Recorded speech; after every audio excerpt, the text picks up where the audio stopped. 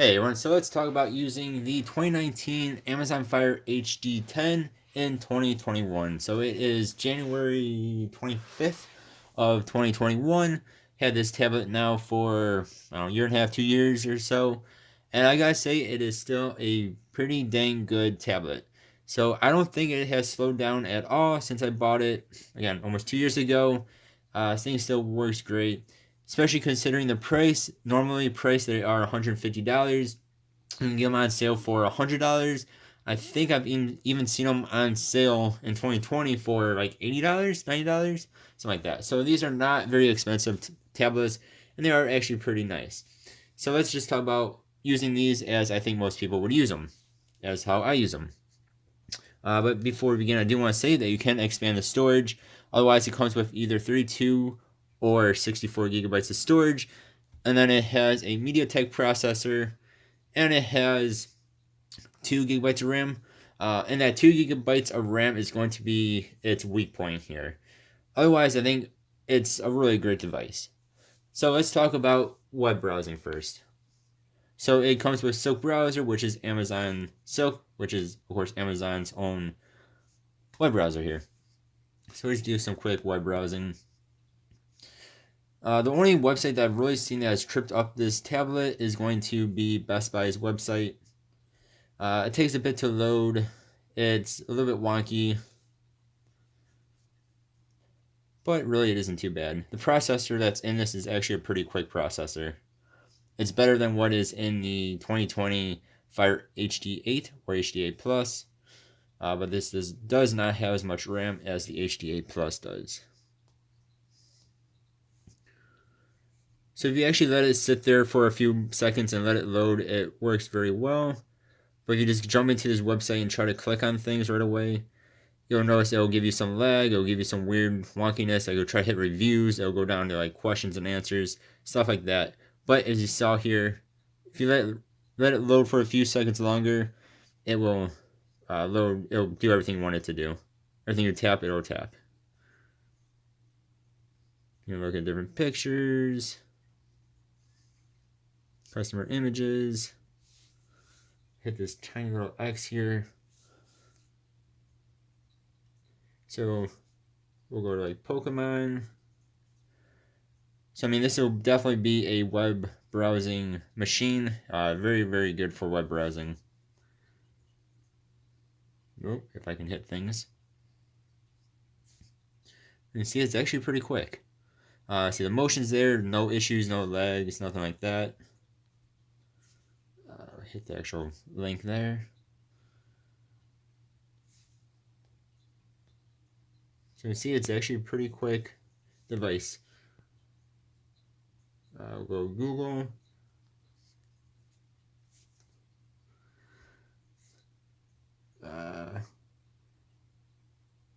Let's just type in YouTube's. And of course, you can get the YouTube app for this as well. And it'll open me up to the app. So now I guess we'll go over to YouTube here. And we're going to keep everything open that we're opening right now. And see, the only thing that's open is the Silk browser, which we were just on. And I'll show you guys the downfall of this tablet, which again is that RAM, if you're trying to keep multiple things open. You guys can see all this is pretty dang snappy.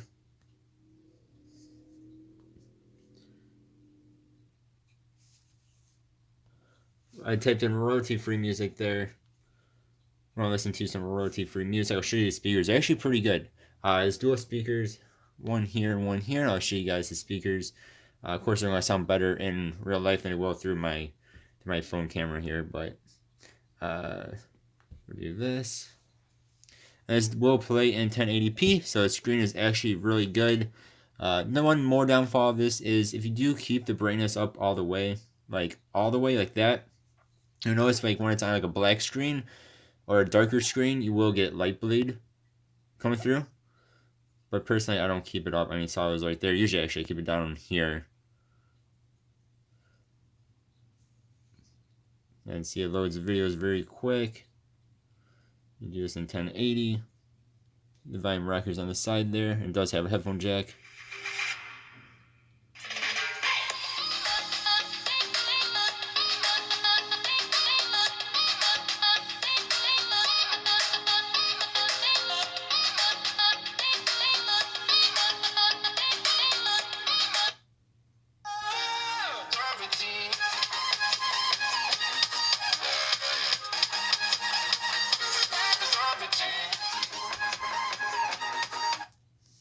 It actually sounds really good. Again, it's gonna sound better in person than what you guys will get from this video.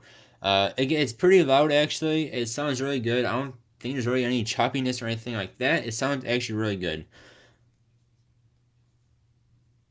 Get all of that. Let's go into, we'll play a little bit of games here. We'll do Among Us. Turn that down before we get copyright. Go online here. Find a game. That happens a lot. You have, of course, online or the on-screen stuff. So you're going to get no lag in games like this.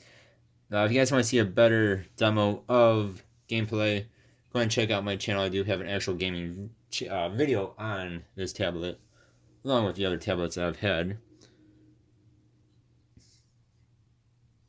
Oh, we're actually a imposter. Never get that.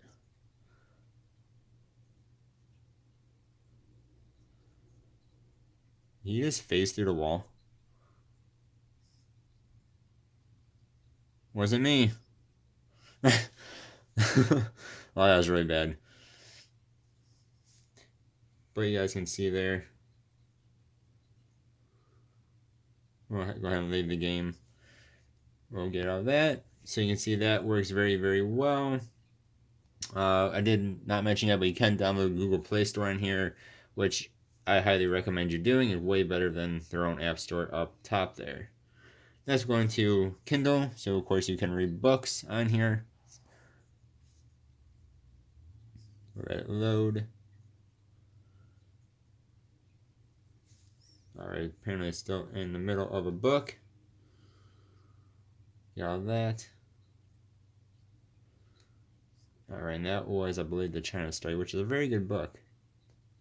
So we'll go back into it. And that focus there we go. So you actually get 2 pages on this guy. So there'll be 1 page, that'll be the next page, because it is 10.1 inch screen. So you actually do get a couple different pages. And you guys can see it loads. No issue. Whereas like on the HD8, you only get 1 page because of the smaller screen.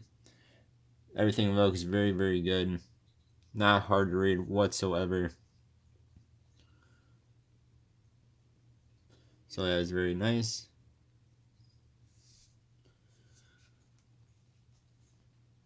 And again, you can get the Google Play Store.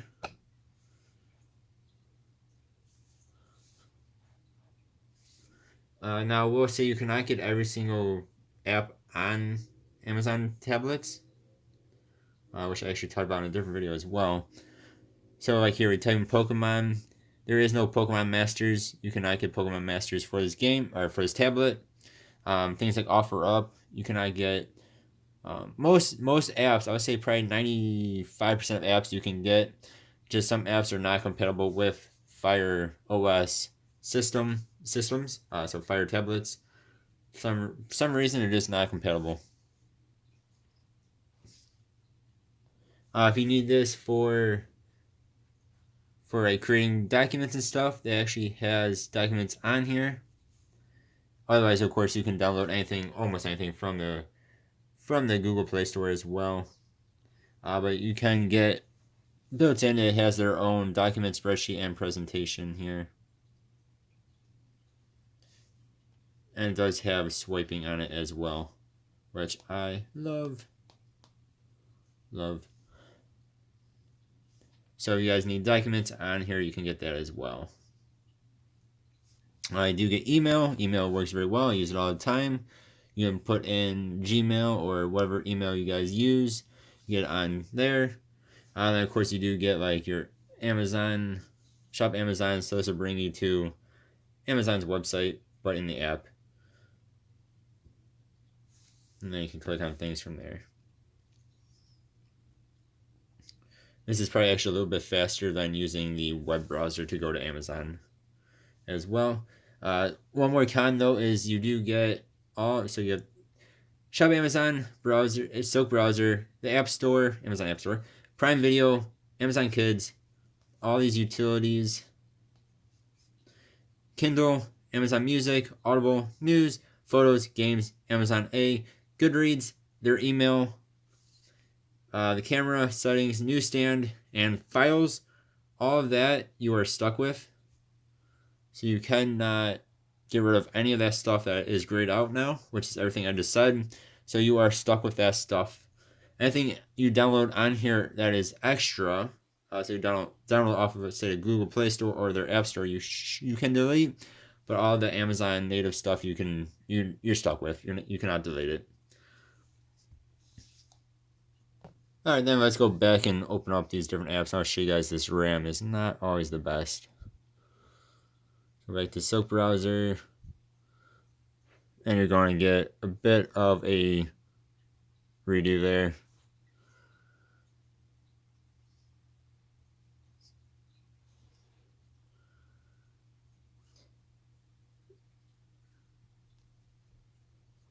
We'll go back to YouTube. Yeah, see, it's already set it on you. That is due to the RAM. So like on my hd10 Plus, it keeps pretty much everything open. But because this only has 2 gigs of RAM and not 3, you have a bunch of apps open. It's just not going to keep them open for you, sadly.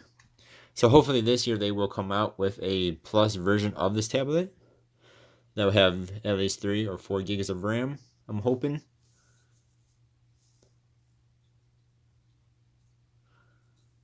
Now, of course, if you're like me and you want to use one app at a time anyway, or maybe an app plus like a calculator, it'll be just fine for that. But if you are somebody that, did I click on that? That has multiple apps open all the time, like this, you might have some issues. So that actually kept open. That I kept open. That I kept open. So some things it will keep open. It's the heavier, we'll call it heavier stuff is just not going to keep open. So all in all, though, this is a fantastic tablet in my opinion, especially considering the price, especially if you can get this for $100 or cheaper. One more thing I would like to mention, though, is that you can get the Samsung Galaxy Tab A7. This is normally $230, but you can get it on sale for $150. And for $150 compared to this regular price at $150, this is definitely a superior tablet. For $230, I don't know if it's worth it, but for the same price, if you want to get this on sale and this not on sale, this is definitely a better tablet. It's just all around a better tablet. It has more RAM. It has a better processor in it. It is a better tablet. It's also 10.5 inches compared to 10.1. So I would say get this. This is a very good tablet. It is especially if you can get it for $100 or cheaper. But if you're looking to get this for $150 and at the same time you're looking at this is $150, I would say go with the Samsung. It's just a better all-around tablet. I said more RAM, better processor. It too can expand its storage. It also has the headphone jack. It's just a better tablet than this guy is for the same price. Again, unless this is down to like $80 or $100. That's just a little caveat there.